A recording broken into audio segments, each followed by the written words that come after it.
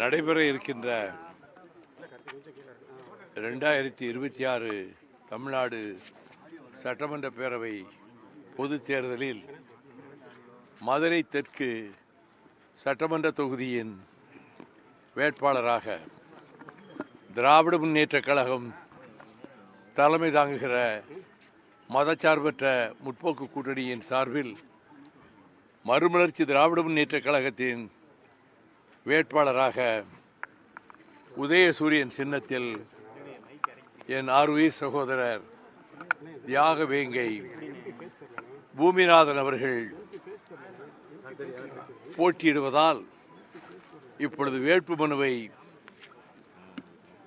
அதற்குரிய தேர்தல் அதிகாரியிடம் சமர்ப்பித்திருக்கிறோம்.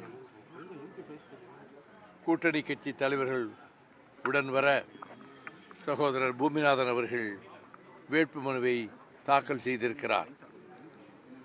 இந்த தேர்தலில் திராவிட முன்னேற்றக் கழகத்தின் தலைமையிலான மதச்சார்பற்ற முற்போக்கு கூட்டணி 200 இடங்களுக்கு மேல் உறுதியாக வெற்றி பெறும் என்றும் மதுரை தெற்கு தொகுதியிலே உதயசூரியன் சின்னத்திலே போட்டியிடுகிற எனது ஆருயிர் இளவல் புதூர் பூமிநாதன் அவர்கள் 30,000 வாக்குகள் வித்தியாசத்தில் வெற்றி பெறுவார் என்ற நிறைந்த நம்பிக்கையுடன் நாங்கள் இருக்கிறோம். ஜாதி மதம் கட்சி எல்லைகளை கடந்த 5 ஆண்டு காலத்தில் இந்த தொகுதி மக்கள் அனைவருக்கும் நாடியவர்களுக்கெல்லாம் எந்த வேற்றுமையும் பாராது, எந்த பிரதிபலனும் எதிர்பாராது நேர்மையாக நாணயமாக ஒழுக்கமாக பணியாற்றி பல திட்டங்களையும் கொண்டு வந்து உள்ளம் உருகுதையா உன்னை நினைக்கையிலே என்ற கான குரலோன் டி.எம். சௌந்தரராஜன் அவர்களுக்கு சிலை நிறுவ வேண்டும் என்ற கோரிக்கையை முதலமைச்சர் மாண்புமிகு தளபதி ஸ்டாலின் அவர்களிடத்திலே முன்வைத்து அதன்படி அந்த சிலையும் நிறுவப்பெற்று அதுபோல கொடுத்த வாக்குறுதிகள் அனைத்தையும் நிறைவேற்றியதோடு மட்டுமல்லாமல் எல்லோரும் போற்றப்படுகிற எங்கள் எம்எல்ஏ என்று அனைவரும் உரிமையோடு சொல்லக்கூடிய தகுதியை பெற்றிருக்கக்கூடிய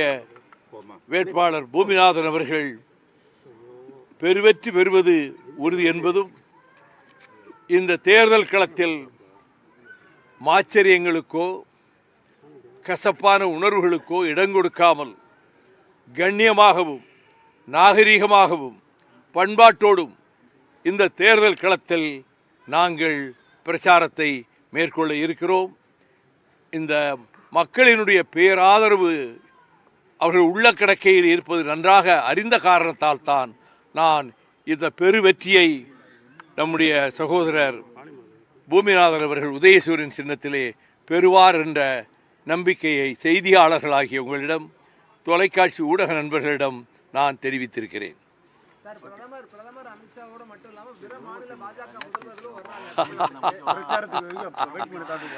படை பட்டாளம் பரிவாரத்தோடு தன் ரதகஜ துரகபதாதிகளோடு இந்திய நாட்டினுடைய தலைமை அமைச்சர் மாண்புமிகு நரேந்திர மோடி அவர்களும் மந்திரி பிரதானிகளும் மத்திய மந்திரி பிரதானிகளும் உள்துறை அமைச்சர்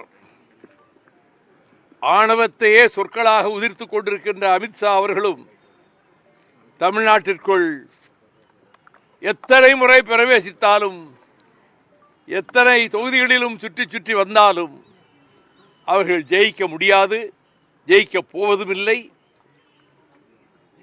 மதச்சார்பற்ற முற்போக்கு கூட்டணி மிகுந்த வெற்றியை பெறும். அதே நேரத்தில் தொலைக்காட்சி ஊடக நண்பர்களுக்கும் செய்தியாளர்களுக்கும் என்னுடைய பணிவான வேண்டுகோள், 2 தினங்களுக்கு முன்னர் நான் மதுரை விமான நிலையத்தில் இறங்கிய போது அங்கு வந்திருந்த ANI நிருபரிடம் சொன்னதை அனைத்து ஏடுகளுக்கும் தொலைக்காட்சி ஊடகங்களுக்கும் அவர் தந்து விடுவதாக சொன்னார்.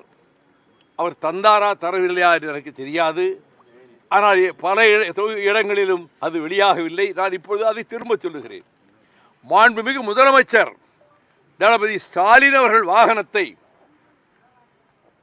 அவர்கள் சோதனை போட்டார்களே, அந்த வாகனத்துக்குள்ளே முதலமைச்சர் அமர்ந்திருந்த போதே வாகனத்தை குடைந்து குடைந்து சோதனை போட்டார்களே, நான் அதில் குற்றம் காணவில்லை. ஆனால் எல்லா மாநிலங்களிலும், பிஜேபி ஆளுகிற மாநிலங்களிலும் அந்த முதலமைச்சர் வாகனங்களிலே இப்படிப்பட்ட சோதனை நடத்தப்பட்டதா?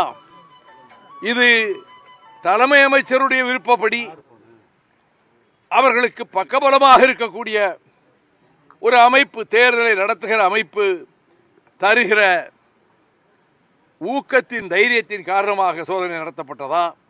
சரி, நடத்தப்பட்டது. ஒன்று, முதல் நாள் கண்டுபிடிக்கும் ஒன்றுமில்லை. 24 மணி நேரத்திற்குள் மீண்டும் முதலமைச்சர் வாகனத்தை சோதனை போட்டவர்கள்.